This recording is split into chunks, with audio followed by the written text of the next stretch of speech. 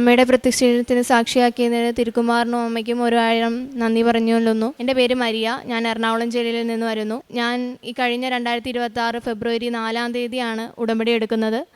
ഞാൻ ആദ്യമായിട്ട് കൃപാസനത്തിൽ വരുന്നത് 2023 ഏപ്രിലാണ്. എൻ്റെ 10ാം ക്ലാസ്സിലെ പരീക്ഷ കഴിഞ്ഞ് നിൽക്കുമ്പോൾ അമ്മയുടെ കൂടെ ആദ്യമായി ഉടമ്പടി എടുക്കാൻ വരുന്നതാണ്. അമ്മ ഇന്നത്തെ ദിവസം 8ാമത്തെ പ്രാവശ്യം ഉടമ്പടി പുതുക്കി.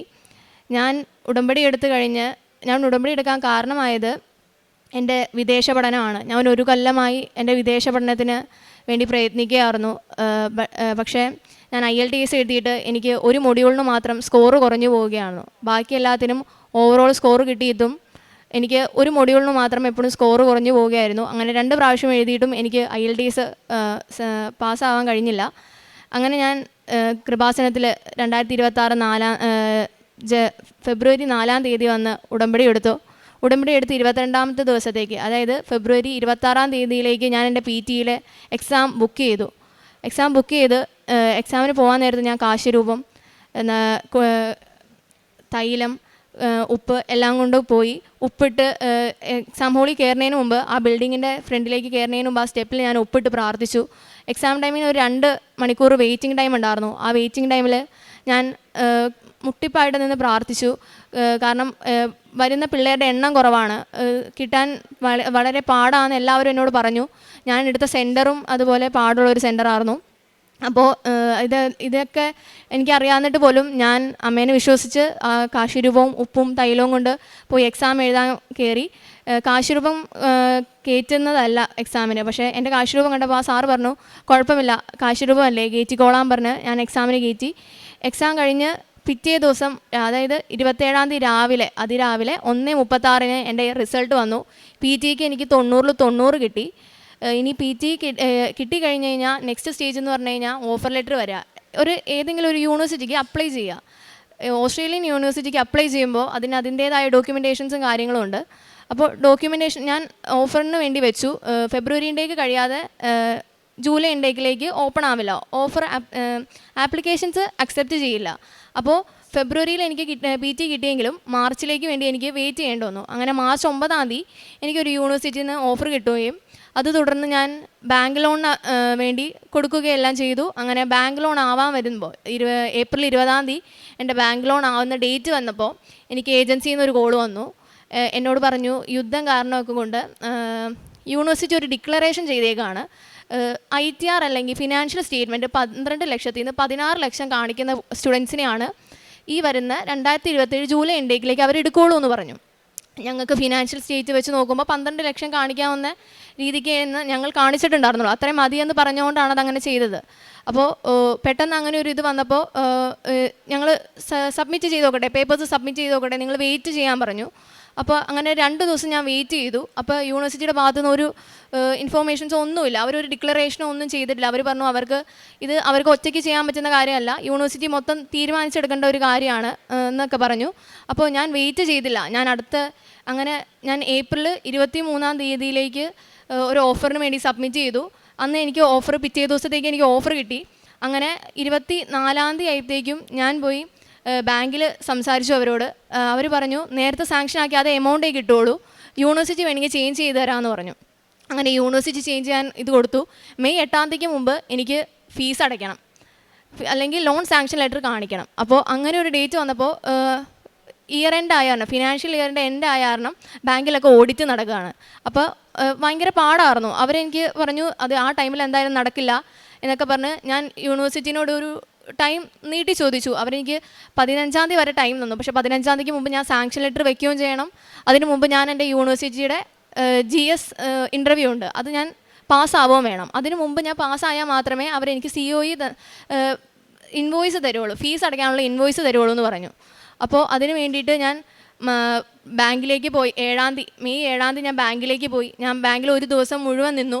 ഞാൻ ബാങ്കിലേക്ക് കയറുന്നതിന് മുമ്പ് മാതാവിൻ്റെ ഉപ്പെടുത്ത് പുറത്തേക്ക് കയറുന്നതിന് ആ സ്റ്റെപ്പിൻ്റെ അവിടെ ഇട്ടിട്ട് ഞാൻ പ്രാർത്ഥിച്ചു, മാതാവ് ഇന്ന് എനിക്കിത് കിട്ടിയില്ലെങ്കിൽ എനിക്ക് ഈ കൊല്ലം പോകാൻ പറ്റില്ല. 1 ഇയർ ഗ്യാപ്പ് വന്നു എനിക്ക്. എന്നിട്ട് ഞാൻ പ്രാർത്ഥിച്ചു. വൈകിട്ട് 6:30 വരെ ഞാൻ അവിടെ നിന്നിട്ടും അവരെന്നോട് പറഞ്ഞു ഇന്നാക്കി തരാമെന്ന് പറഞ്ഞു. എനിക്ക് സാങ്ഷൻ ലെറ്റർ ഞാൻ വീട്ടിലേക്ക് പോയി. വീട്ടിൽ ചെന്ന് ഒരു 6:45 കഴിഞ്ഞപ്പോഴത്തേക്കും എനിക്ക് സാങ്ഷൻ ലെറ്റർ കിട്ടി. പക്ഷേ അതിൽ അക്കൗണ്ട് നമ്പർ ഉണ്ടായില്ല. അക്കൗണ്ട് നമ്പർ വേണമെങ്കിൽ ബാങ്ക് മാനേജർ വരണം. ബാങ്ക് മാനേജറിനാണ് അക്കൗണ്ട് നമ്പർ ഓപ്പൺ ആക്കാനുള്ള അധികാരമുള്ളൂ. പക്ഷേ ബാങ്ക് മാനേജർ മെഡിക്കൽ ലീവായിട്ട് പോയേക്കുമായിരുന്നു. ഇതെനിക്ക് അറിയില്ലായിരുന്നു. അപ്പോൾ മാനേജർ പോയേക്കുന്ന കാരണം അക്കൗണ്ട് നമ്പർ ഓപ്പൺ ആക്കാൻ പറ്റില്ല എന്ന് പറഞ്ഞു. അപ്പോൾ 15-ാം തീയതി വരെയുള്ള ടൈമിൻ്റെ അകത്ത് എനിക്ക് അവിടുത്തെ അസിസ്റ്റൻറ്റ് മാനേജർ സ്വന്തം വലിയ റിസ്ക് എടുത്ത് സാർ എനിക്ക് അക്കൗണ്ട് നമ്പർ ഓപ്പൺ ആക്കി തന്നു. അങ്ങനെ ഓപ്പൺ ആക്കി തന്ന് അക്കൗണ്ടും കാര്യങ്ങളൊക്കെ ശരിയായി വെച്ചു. അത് കഴിഞ്ഞ് നെക്സ്റ്റ് സ്റ്റെപ്പ് എന്ന് പറഞ്ഞാൽ ഫീസ് അടയ്ക്കാമെന്നുള്ള ഡേറ്റാണ്. അങ്ങനെ ഫീസ് അടച്ചു കഴിഞ്ഞ് വിസയ്ക്ക് വെക്കുന്നൊരു പ്രോസസ്സ് വരുന്നുണ്ട്. ഓസ്ട്രേലിയക്ക് എന്ന് പറഞ്ഞു കഴിഞ്ഞാൽ ഓസ്ട്രേലിയൻ വിസയ്ക്ക് ഡോക്യുമെൻറ്റേഷൻസ് ഒരുപാടാണ്. ഫിനാൻഷ്യൽ പാർട്ടൊക്കെ ക്ലിയർ ആണെങ്കിൽ മാത്രമേ ഏജൻസിക്കാർ പോലും നമ്മുടെ പേപ്പേഴ്സ് എടുക്കുകയുള്ളൂ. ഇല്ലെങ്കിൽ അവർ തന്നെ വെക്കില്ല. കാരണം അവർക്ക് അത്രയും വലിയ റിസ്ക്കാണ്. അവരുടെ ഒരു ഏജൻസിയുടെ പേര് പോവും, കാര്യങ്ങളൊക്കെ ഭയങ്കര അപകടത്തിലാവുന്ന ഒരു സ്ഥിതിക്ക് അവർ വെക്കില്ല എന്ന് പറഞ്ഞു. അപ്പോൾ ഫിനാൻഷ്യൽ ഡോക്യുമെൻറ്റേഷൻ എനിക്ക് ഒരു ആഴ്ചയാണ് സമയം തന്നത്. ജൂലൈ ഇൻടേക്കിലേക്ക് പോകേണ്ട എനിക്ക് ജൂൺ ആദ്യം ആകുമ്പോഴാണ് വിസയ്ക്ക് വയ്ക്കാൻ പറ്റുന്നത്. അപ്പോൾ ഞാൻ ജൂൺ 2-ാം തീയതി ആയപ്പോഴത്തേക്കും വിസയ്ക്ക് ഫീസ് അടച്ചു. അപ്പോൾ 2 ദിവസം എനിക്ക് വെയിറ്റിംഗ് പീരീഡ് വന്നു. അവരെന്നോട് പറഞ്ഞു എൻ്റെ ഡോക്യുമെൻറ്റ്സിന് റിസ്ക് ഉണ്ട്, ഫിനാൻഷ്യൽ ഡോക്യുമെൻറ്റ്സ് ഒട്ടും സേഫ് അല്ല, റിസ്ക് ഉണ്ടെന്ന് പറഞ്ഞു. അപ്പോൾ ഞാൻ എന്നത്തേക്ക് വെക്കാൻ പറ്റുമെന്ന് വെച്ചപ്പോൾ അവർ 1 വീക്ക് കഴിയുമെന്ന് എന്നോട് പറഞ്ഞു. അപ്പോൾ എനിക്ക് ഭയങ്കര പേടിയായിരുന്നു. ഞാൻ പ്രാർത്ഥിച്ചുകൊണ്ടേ ഇരിക്കുമായിരുന്നു, മാതാവേ എനിക്കിത് ഇനിയും പോകാൻ പറ്റിയില്ലെങ്കിൽ എൻ്റെ കാര്യങ്ങളൊക്കെ അവതാളത്തിലാവുമെന്നൊക്കെ ഞാൻ പറഞ്ഞു. അങ്ങനെ 4-ാം തീയതി എനിക്കൊരു കോൾ വന്നു, മരിയ ഞങ്ങൾ വിസയ്ക്ക് വെക്കാൻ പോവാണ്. 2 മാനേജർ ടയറിൽ അവർ നോക്കി, ഡോക്യുമെൻറ്റ്സിന് കുഴപ്പമൊന്നുമില്ല, ചെറിയൊരു കുഴപ്പമുണ്ടെങ്കിൽ പോലും അത് അത്ര വലിയ വിഷയമാവില്ല, അതിനൊരു സപ്പോർട്ടിങ് ഡോക്യുമെൻ്റ് വെച്ചിട്ടുണ്ട്, നന്നായിട്ട് പ്രാർത്ഥിക്കാനൊക്കെ എന്നോട് പറഞ്ഞു. ഞാനങ്ങനെ പ്രാർത്ഥിച്ചിരുന്ന് വിസയ്ക്ക് വെച്ച് ജൂൺ 4-ാം തീയതി ഞാൻ വിസയ്ക്ക് വെച്ചു. ജൂൺ 18-ാം തീയതി, അതായത് 2 ആഴ്ച കഴിഞ്ഞ് 15-ാമത്തെ ദിവസം എൻ്റെ വിസ വന്നു, വിസ ഗ്രാൻഡായി. ഇപ്പോൾ ഞാൻ ഈ വരുന്ന 3-ാം തീയതി, ജൂലൈ 3-ാം തീയതി ഓസ്ട്രേലിയക്ക് പോവുകയാണ്. അമ്മയ്ക്കും തിരുക്കുമാരനും 1000 നന്ദി. ഇതിൻ്റെ ബാക്കി എൻ്റെ അമ്മയ്ക്കും ഒരുപാട് അനുഭവങ്ങൾ ഉണ്ടായിട്ടുണ്ട്. എൻ്റെ പേര് മിന്നു. ഞാൻ മുന്നമേ എന്നെ അമ്മയുടെ പ്രതിഷേധത്തിൻ്റെ സാക്ഷിക്ക് മാറ്റിയതിന് മാതാവിന് ഈശോയ്ക്കും കോടാനുകൂടി നന്ദി പറയുന്നു. ഞാൻ ഉടമ്പടി എടുക്കാനുണ്ടായ കാരണം എൻ്റെ മകനാണ്. അവനിപ്പോൾ വന്നിട്ടില്ല. അവൻ്റെ കാര്യങ്ങൾ ഞാൻ അവനെയും കൂട്ടി വന്ന് പറയും. ഞാൻ എന്ത് ചോദിച്ചോ അതെൻ്റെ അമ്മ എനിക്ക് നിറയെ തന്നു. പിന്നെ ഞാൻ എൻ്റെ മകളുടെ കാര്യം ഇപ്പം മകൾ പറയുമ്പോൾ അവളുടെ വിദ്യാഭ്യാസവും അവൾക്കടെ നല്ല ഒരു പഠനത്തിന് വേണ്ടി ഓസ്ട്രേലിയക്കുള്ള ഇത് വെച്ചു. അത് അവൾക്ക് IELTS കിട്ടാൻ വൈകിയപ്പോൾ അത് ഉടമ്പടി എടുത്തു. അവളുടെ മാതാവ് അവൾക്കത് സാധിച്ചു കൊടുത്തു. എൻ്റെ പ്രാർത്ഥനയും ഒരുപാടുണ്ടായിരുന്നു. അതുപോലെ തന്നെ എനിക്ക് 2-3 രോഗസൗഖ്യങ്ങളുണ്ടായി. എൻ്റെ തലയിൽ ഒരു വലത് ഭാഗത്തായിട്ടൊരു സിസ്റ്റ് ഉണ്ടായിരുന്നു. അതിങ്ങനെ ഞാൻ വലിയ കാര്യമൊന്നും ആക്കിയില്ല. ഞാൻ ഉടമ്പടി എടുത്ത തൈലമൊന്നും അപ്ലൈ ചെയ്ത് പ്രാർത്ഥിക്കുമായിരുന്നു. ഒരു ദിവസം ഞാൻ ചീപ്പ് വെച്ചത് തലയെ ചെയ്യുന്ന സമയത്ത് ആ സിസ്റ്റിൽ കൊള്ളുകയും എൻ്റെ ആ ഭാഗം തലയുടെ വലത് ഭാഗം മരയിച്ച് എനിക്ക് കണ്ണിന് പോലും മങ്ങൽ പോലെ വന്നു. എനിക്ക് പേടിയായി. എൻ്റെ മകൾ എൻ്റെ അടുത്ത് പറഞ്ഞു, അമ്മ ഡോക്ടറെ കാണുമെന്ന് പറഞ്ഞു. ഞാൻ എൻ്റെ മകളോട് പറഞ്ഞു, നാളെ അച്ഛൻ്റെ തിങ്കളാഴ്ചയായിരുന്നു ആ ദിവസം. ഞാൻ പറഞ്ഞു, നാളെ അച്ഛൻ്റെ ഉടമ്പടി ധ്യാനം നടക്കുന്ന ദിവസമാണ്. അപ്പോൾ എനിക്കൊരു കൊച്ചു ഷോപ്പുണ്ട്, ഒരു ബൊട്ടിക്ക്. ഞാൻ പിറ്റേ ദിവസം രാവിലെ ചൊവ്വാഴ്ച ഞാൻ മകളോട് പറഞ്ഞു, അമ്മ ഇന്നത്തെ ഉടമ്പടി ധ്യാനത്തിൽ സൗഖ്യം മേടിച്ചിട്ടേ വരികയുള്ളൂ എന്ന് ഇവളോട് പറഞ്ഞിട്ട് ഞാൻ ഡോക്ടറെ കാണണില്ല പറഞ്ഞിട്ട് പോയി. ഉടമ്പടി പ്രാർത്ഥനയുടെ ഇതിൻ്റെ ധ്യാനത്തിൻ്റെ സമയത്ത് രോഗസൗഖ്യ പ്രാർത്ഥനയിൽ അച്ഛൻ പറഞ്ഞു, നിങ്ങളുടെ രോഗമുള്ള ഭാഗത്ത് കൈ വെച്ച് പ്രാർത്ഥിക്കാൻ പറഞ്ഞു. ഞാൻ എൻ്റെ ഒരു കൈ നെഞ്ചത്തും ഒരു കൈ സിസ്റ്റിലും വെച്ച് പ്രാർത്ഥിക്കുന്ന സമയത്ത് അച്ഛൻ്റെ ടോക്ക് കേൾക്കുകയാണ്. തലയുടെ വലത്ത് ഭാഗത്ത് ഒരു സിസ്റ്റുള്ള മകളെ കർത്താവ് സുഖപ്പെടുത്തുന്നതായിട്ട് കാണുന്നെന്ന്. എൻ്റെ കയ്യിൽ കൂടി എനിക്കറിയില്ല, ഒരു പാട് പോലും ഇല്ലാതെ ആ സിസ്റ്റ് ഒഴുകി എൻ്റെ കയ്യിൽ ചാടിയതായിട്ട് എനിക്ക് അനുഭവപ്പെട്ടു. ഞാൻ കണ്ണാടി നോക്കി ആ ഭാഗം, അവിടെ ഒരു അടയാളം പോലുമില്ല. എൻ്റെ മാതാവിന് ഈശോയ്ക്ക് ഞാൻ കോടാനുകൂടി നന്ദി പറയുന്നു. പിന്നെ എനിക്ക് തന്നത് 25 വർഷമായിട്ട് എൻ്റെ വലത് ഷോൾഡർ ഭയങ്കര വേദനയായിരുന്നു. ഞാൻ ആദ്യമൊക്കെ ഡോക്ടറെ കാണുമായിരുന്നു. ഞാൻ കണ്ട് മടുത്തു. ഞാൻ എന്തെങ്കിലും ചെറുതായിട്ട് ഇങ്ങനെ ഇച്ചിരി കൈ അനക്കുന്ന എന്തെങ്കിലും ജോലി ചെയ്താൽ എനിക്ക് കൂടുതലായിട്ട് വരും. ഞാനിങ്ങനെ പ്രാർത്ഥിക്കും, മാതാവിൻ്റെ തൈലം തൊട്ട് എന്നും പ്രാർത്ഥിക്കുമായിരുന്നു. എനിക്കറിയില്ല, അത് മാറിപ്പോയതുപോലെ ഞാൻ മറന്നുപോയി. എനിക്ക് ആ വേദന പൂർണ്ണമായിട്ടും മാതാവ് മാറ്റിത്തന്നു. അതുപോലെ എൻ്റെ മുട്ടുവേദന, ഞാൻ ഫസ്റ്റിൽ ഇവിടെ ഉടമ്പടി എടുക്കാൻ വരുമ്പോൾ എല്ലാവരും മുട്ടയിൽ നിന്ന് പ്രാർത്ഥിച്ചപ്പോൾ എനിക്ക് എൻ്റെ മുട്ട് മടക്കാൻ പാടുണ്ടായില്ല. ഞാനിവിടെ ആ അരികത്ത് നിന്ന് ചാരി നിന്നിട്ട് പ്രാർത്ഥിച്ചു, എൻ്റെ മാതാവേ ഇവരൊക്കെ മുട്ടയിൽ നിന്ന് പ്രാർത്ഥിക്കുന്നു, എനിക്കൊന്നും മുട്ട് മടക്കാൻ പോലും പറ്റണില്ല. ഞാൻ അന്ന് വീട്ടിൽ ചെന്നു, ഞാൻ എന്നും ഉടമ്പടി തൈലം തൊട്ട് പ്രാർത്ഥിക്കും. ഞാൻ പിന്നെ സ്റ്റെപ്പൊക്കെ കുറച്ച് ദിവസം കഴിഞ്ഞ് സ്റ്റെപ്പ് കാരണമുണ്ട് എൻ്റെ മകനാണ് ചോദിച്ചത്, അമ്മയുടെ എന്തെല്ലാം ഇവിടെ പോയിന്ന്. അതും എൻ്റെ മാതാവ് തൊട്ട് സൗഖ്യപ്പെടുത്തി. അതുപോലെ ഒരു അമ്മ മായാജാലക്കാരിയാണെന്ന് ഞാൻ പല സാക്ഷ്യങ്ങളും കേട്ടിട്ടുണ്ട്. അതുപോലെ എൻ്റെ കാശ് രൂപ ഞാൻ പറഞ്ഞല്ലോ, എനിക്കൊരു പൊട്ടിക്കുണ്ടായെന്ന്. ഞാൻ എന്നും ചെല്ലുമ്പോൾ കാശ് രൂപ മേശപ്പുറത്ത് ഡപ്പയിൽ എടുത്ത് വയ്ക്കും. അതെടുത്ത് വിശ്വാസ പ്രമാണം ചൊല്ലി പ്രാർത്ഥിച്ചാണ് ഞാൻ കടയിൽ ഇന്നും സ്റ്റാർട്ട് ചെയ്യുന്നത്. ഞാൻ അങ്ങനെ ഇരിക്കുമ്പോൾ എൻ്റെ 2-3 ഫ്രണ്ട്സ് വന്നു, 3-4 പേരുണ്ടായിരുന്നു. അവർ സാധനങ്ങളൊക്കെ എടുക്കണതിൻ്റെ ഇടയിൽ ഈ കാശ് രൂപം കണ്ടപ്പോൾ അവർ എന്നെ കളിയാക്കി, നിൻ്റെ ഒരു കൃപാസനം മാതാവെന്ന് പറഞ്ഞിട്ട്. സത്യം പറഞ്ഞാൽ ഞാൻ അവരുടെ കൂടെ ചിരിക്കാൻ കൂടി. അന്നേരം ആ ഒരു വൈബിൽ എന്തോ എനിക്കങ്ങനെ തോന്നി, ചിരിച്ചു.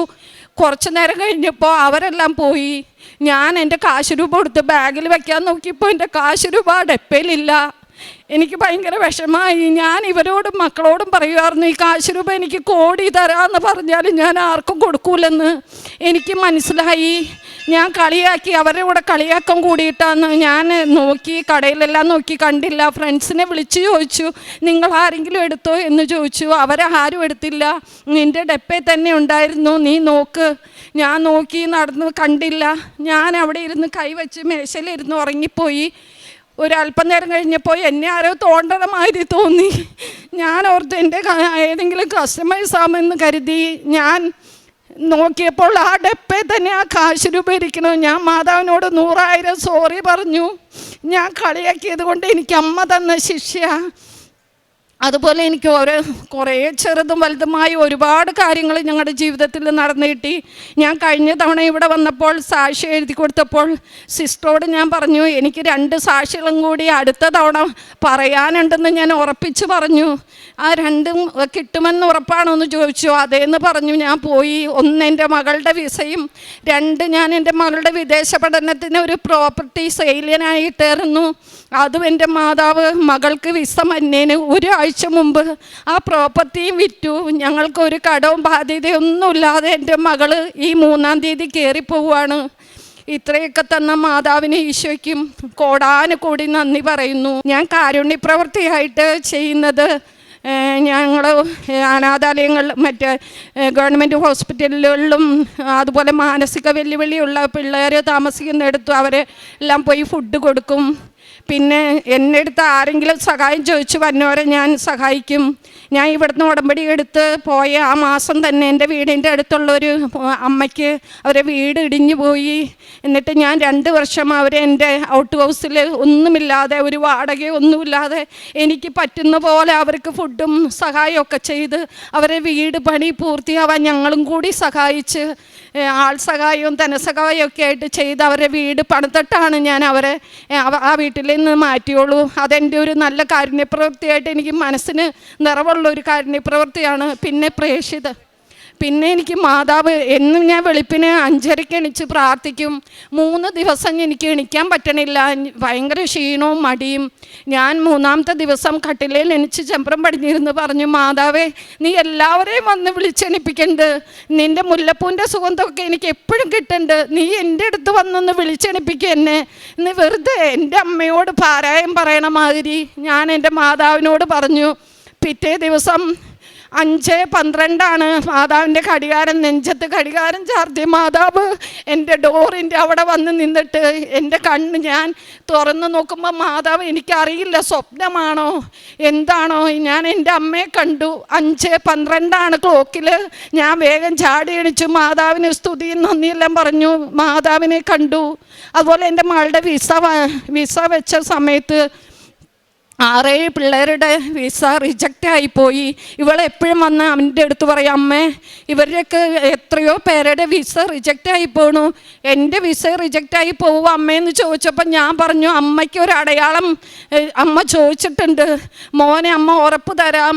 ഇവൾ പറഞ്ഞതിൻ്റെ 2-ാമത്തെ ദിവസം വെളുപ്പിന് ഞാൻ എൻ്റെ ചുറ്റും മഴവില്ല് സ്വപ്നം കണ്ടു. എനിക്ക് ഉറപ്പായി. ഞാൻ എൻ്റെ മകളുടെ അടുത്ത് പറഞ്ഞു, നീ പേടിക്കണ്ട, അമ്മ നിനക്ക് വിസ തന്ന് നിന്നെ അനുഗ്രഹിക്കുമെന്ന്. ഞങ്ങൾക്ക് ഒരുപാട് അനുഗ്രഹങ്ങൾ മാതാവ് തന്നു. എനിക്ക് എൻ്റെ കുടുംബത്തിനും അനുഗ്രഹിച്ച മാതാവിന് ഈശോയ്ക്കും കോടാനുകോടി നന്ദി പറയുന്നു. പ്രേക്ഷിത പ്രവർത്തനം എന്ന് പറയാനായിട്ട് ഞങ്ങൾ പത്രങ്ങൾ വാങ്ങി എല്ലായിടത്തും ബസ് സ്റ്റാൻഡുകളിലും ഗവൺമെൻറ് ഹോസ്പിറ്റലുകളിലും എൻ്റെ അയൽവക്കത്തുള്ളവർക്കും, ചിലരൊക്കെ നമ്മളെ വഴക്ക് പറയും, തലതിരിക്കും, എന്നാലും ആദ്യം കാണിച്ച അവഗണനയൊന്നും പിന്നെ ഇല്ല. പിന്നെ നമ്മുടെ അടുത്ത് ചോദിച്ചു വാങ്ങാൻ തുടങ്ങി. എല്ലാവർക്കും പത്രം കൊടുക്കും, പറ്റണ ഇതെല്ലാം. അതുപോലെ നമുക്ക് കിട്ടിയ സാക്ഷ്യങ്ങളെല്ലാം ഓരോരുത്തരോട് പറയും. ഇങ്ങനെ കുറേ നേരം പോയി അവരുടെ അടുത്തിരുന്ന് സംസാരിക്കും. എനിക്ക് പറ്റുമ്പോൾ ഞാൻ എൻ്റെ ഫ്രണ്ട്സിനെയൊക്കെ ഇവിടെ കൊണ്ടുവന്ന് ഉടമ്പടി എടുപ്പിച്ചിട്ടുണ്ട്. എൻ്റെ റിലേറ്റീവ്സ്, എൻ്റെ ആങ്ങളയുടെ വൈഫ് എല്ലാവരും ഉണ്ട്. അവരൊക്കെ ഉടമ്പടി എടുത്തവരാണ്. എനിക്ക് ഉറപ്പാണ്, ഈ മണ്ണിൽ നമ്മൾ കാല് കുത്തിയിട്ടുണ്ടോ നിങ്ങൾ ഒരിക്കലും വിഷമിക്കരുത്. അനുഗ്രഹങ്ങൾ കിട്ടാൻ വൈകി ഒന്നും തന്നില്ല, ഇതെന്താ ഇങ്ങനെയെന്നൊന്നും വിചാരിക്കണ്ട. നമ്മളിവിടെ വന്ന് മാതാവിൻ്റെ മണ്ണിൽ കാല് വെച്ചോ, നമ്മൾ പേടിക്കണ്ട. നമുക്കെല്ലാം അമ്മ ഈശോയും നടത്തി തരും. ഈശോയുടെ വലിയ മഹത്വം നമുക്കെല്ലാവർക്കും ഉണ്ട്. ഞാനതിന് ശരിക്കും സാക്ഷിയാണ്. എനിക്ക് ഒരുപാട് പറയാനുണ്ട്, സമയപരിധി ഉണ്ടല്ലോ. അതുകൊണ്ട് നമ്മളെല്ലാവരും എനിക്ക് ബൈബിൾ വായിക്കാൻ മടിയായിരുന്നു. ഞാനെന്നും ഒരധ്യായം വായിച്ച് തീർത്ത് എങ്ങനെയെങ്കിലും തീർക്കാം അങ്ങനെയൊക്കെ ഓർക്കണ ആളായിരുന്നു. പക്ഷേ എനിക്ക് കിട്ടുന്ന സമയം മൊത്തം ഞാനിരുന്ന് ബൈബിൾ വായിക്കും. നേരത്തെ ഞാൻ യൂട്യൂബ് നോക്കുമായിരുന്നു. ഇപ്പോൾ ഞാനതെല്ലാം കുറച്ചൊന്നല്ല, അതെല്ലാം മാറി. സാക്ഷ്യങ്ങൾ കേൾക്കും, എപ്പോഴും വചനം വായിക്കും. അതുപോലെ തന്നെ ഞാൻ എൻ്റെ അടുത്ത് സംസാരിക്കണവരോട് നമ്മൾ വചനം വായിച്ചു തുടങ്ങുമ്പോൾ നമുക്ക് അവരുടെ അടുത്ത് പറയാനായിട്ട് എന്താ പറയണ ഒരു കൃപയാണത്. എനിക്ക് അറിയില്ല, മാതാവ് ഞങ്ങളുടെ കുടുംബത്തെ തന്നെ മാറ്റിമറിച്ച് തന്നു. ഒരുപാട് ബുദ്ധിമുട്ടുകളും ഒരുപാട് പൈസയ്ക്കും എല്ലാത്തിനും ഞങ്ങൾക്ക് ബുദ്ധിമുട്ടുണ്ടായിരുന്നു. അതുപോലെ തന്നെ എനിക്കറിയില്ല, ചുമ്മാ അങ്ങോട്ടും ഇങ്ങോട്ടും തിരിയുമ്പോഴത്തേനും വഴക്കും ദേഷ്യവും അരിശവും ക്ഷമയില്ലായ്മയും. പക്ഷേ ഈ മണ്ണിൽ വന്ന് കാല് കുത്തി എല്ലാവരിലും വന്നു മാറ്റങ്ങൾ. ഞാനിനി എൻ്റെ മകനെയും കൊണ്ട് ഈ ആൾക്കാരെ കയറി നിൽക്കും. ഞാൻ എൻ്റെ മകന് വേണ്ടിയാണ് ആദ്യമേ വന്നത്. എൻ്റെ മകനും കൂടി വന്ന് ഞാൻ സാക്ഷ്യം പറയുന്നതായിരിക്കും. മാതാവിനും ഈശോയ്ക്കും നന്ദി. കുർബാന കുമ്പസാരമെല്ലാം ഞങ്ങൾ യാക്കോബായക്കാരാണ്. ഞങ്ങളുടെ കുമ്പസാരം എന്ന് പറയുമ്പം മാസത്തിലൊരിക്കൊക്കെ, എന്നാലും ഞങ്ങൾ സൗകര്യം പോലെ 2 ആഴ്ച കൂടുമ്പോൾ അല്ലെങ്കിൽ മാസത്തിലൊക്കെ കുമ്പസാരിക്കും. അതുപോലെ തന്നെ ബൈബിൾ വായന എന്നും ഉണ്ട്. ബൈബിൾ വായിക്കണ ഒരധ്യായമോ 2 അധ്യായം ഒന്നുമല്ല, അല്ലെങ്കിൽ അരമണിക്കൂറും അല്ല, കിട്ടണ സമയം മൊത്തം ബൈബിൾ വായിക്കുക. അതൊരു ദാഹമായിട്ടുണ്ട്. അച്ഛൻ പറയണ മാതിരി നമ്മൾ ഇഷ്ടപ്പെട്ട് എനിക്കറിയില്ലാത്ത വാക്യങ്ങൾ ഞാൻ കുറേ നേരം വായിച്ചു നോക്കും, അത് മനസ്സിലാവുന്നവരെ. അതുപോലെ തന്നെ കൊന്ത ഞങ്ങൾക്ക് ഇല്ല എങ്കിലും ഞാൻ പുസ്തകം നോക്കി കൊന്ത ചൊല്ലി എനിക്കറിയാം കൊന്ത ചൊല്ലാൻ. ഇപ്പം ഞാൻ കൊന്ത ചൊല്ലുന്നുണ്ട്. മാതാവിനെ ഈശോയ്ക്കും കോടാനുകൂടി നന്ദി. ശക്തനും ധീരനുമായിരിക്കണമെന്നും ഭയപ്പെടുകയോ പരിഭ്രമിക്കുകയോ ചെയ്യരുതെന്നും നിന്നോട് ഞാൻ കൽപ്പിച്ചിട്ടില്ലയോ? നിന്റെ ദൈവമായ കർത്താവ് നീ പോകുന്നിടത്തെല്ലാം നിന്നോട് കൂടെ ഉണ്ടായിരിക്കും. ജോഷുവ പ്രവാചകൻ്റെ പുസ്തകം 1-ാം അധ്യായം 9-ാം വചനമാണ്. വചനം പറയുന്നത്, ഭയപ്പെടരുത്.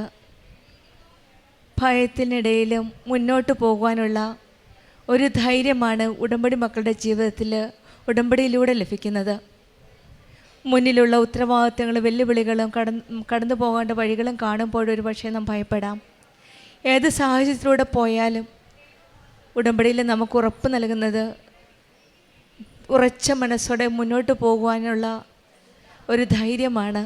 ഉടമ്പടിയിൽ ദൈവത്തിൻ്റെ സാന്നിധ്യമാണ് നമുക്ക് ഉറപ്പ് നൽകുന്നത്. പരിശുദ്ധ അമ്മ, കൃപാസനം അമ്മ നമ്മെ ഓരോരുത്തരെയും ഭയം വിട്ട് വിശ്വാസത്തോടെ മുന്നോട്ട് പോകുവാനുള്ള ധൈര്യം നമുക്ക് നൽകുന്നു.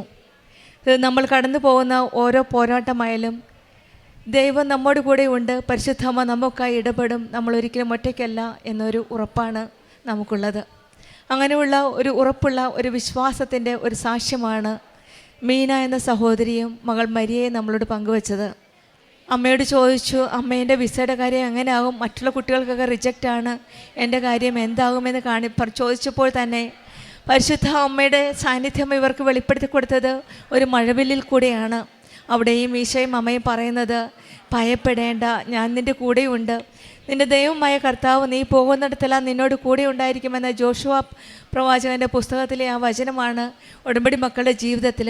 നാം എവിടെ പോയാലും, നാം എന്തിനു പോയാലും ദൈവത്തിൻ്റെ സാന്നിധ്യമാണ് ഉടമ്പടി മക്കളുടെ ജീവിതത്തിൽ നമുക്ക് കാണുവാൻ സാധിക്കുന്നത്. മരിയൻ ഉടമ്പടി ദൈവം നമ്മോട് കൂടെ ഉണ്ടെന്ന വിശ്വാസമാണ്, ഒരു ഉറപ്പാണ് നമുക്ക് നൽകുന്നത്. ഉടമ്പടി ദൈവ സാന്നിധ്യത്തിൽ ജീവിക്കാനുള്ള ഒരു പ്രതിജ്ഞയാണ്, ഒരു ജീവിത രീതിയാണ്. ജീവിതത്തിൽ എന്ത് പ്രശ്നങ്ങൾ വന്നാലും പ്രതിസന്ധികൾ വന്നാലും പലപ്പോഴും നമ്മെ ഭയപ്പെടുത്താം. പക്ഷെങ്കിൽ ഉടമ്പടിയിലൂടെ, അമ്മയുടെ മധ്യസ്ഥതയിലൂടെ നാം വിശ്വസിക്കുന്നത് ദൈവം നമ്മുടെ കൂടെയുണ്ട് എന്നാണ്. ഉടമ്പടിയുടെ ഹൃദയം അനുസരണമാണ്. അവൻ പറയുന്നത് ചെയ്യുക എന്നാണ് പരിശുദ്ധ അമ്മ നമ്മോട് പറയുന്നത്. പ്രാർത്ഥിക്കുക, വചനത്തിനനുസരിച്ച് ദൈവത്തിൻ്റെ വഴിയിൽ നടക്കുമ്പോഴാണ് ദൈവം നമ്മെ നയിക്കുന്നതായിട്ട് നമുക്ക് മനസ്സിലാക്കാൻ സാധിക്കുന്നത്. ഒരിക്കലും നമ്മെ വിടാത്ത ആ ദൈവത്തിൻ്റെ കരം പിടിച്ചുകൊണ്ട് അമ്മയുടെ സ്നേഹത്തോടെ, വാത്സല്യത്തോടെ, ആ അനുഭവത്തോടെ നമ്മുടെ ഉടമ്പടി ജീവിതം കൂടുതൽ ആത്മാർത്ഥതയോടെ, തീഷ്ണതയോടെ മുന്നോട്ട് നയിക്കാനുള്ള കൃപയ്ക്കായി നമുക്ക് പ്രാർത്ഥിക്കാം. മീനു ജോർജിനും മകൾ മരിയയ്ക്കും കുടുംബത്തിൽ ലഭിച്ച എല്ലാ അനുഗ്രഹങ്ങൾക്കും നമ്മൾക്ക് കരങ്ങളടിച്ച് ദൈവത്തെ മഹത്വപ്പെടുത്താം. അത്യപൂർവ ദൈവാനുഭവങ്ങൾ ഇനി നിങ്ങൾക്കും സ്വന്തം. ഈ യൂട്യൂബ് ചാനൽ ഇതുവരെ സബ്സ്ക്രൈബ് ചെയ്തിട്ടില്ലെങ്കിൽ ഇപ്പോൾ തന്നെ സബ്സ്ക്രൈബ് ചെയ്യുക. ഈ വീഡിയോ ഇപ്പോൾ തന്നെ നിങ്ങളുടെ സുഹൃത്തുക്കൾക്ക് ഷെയർ ചെയ്തുകൊണ്ട് കർത്താവിൻ്റെ പ്രേക്ഷിതരാകുക.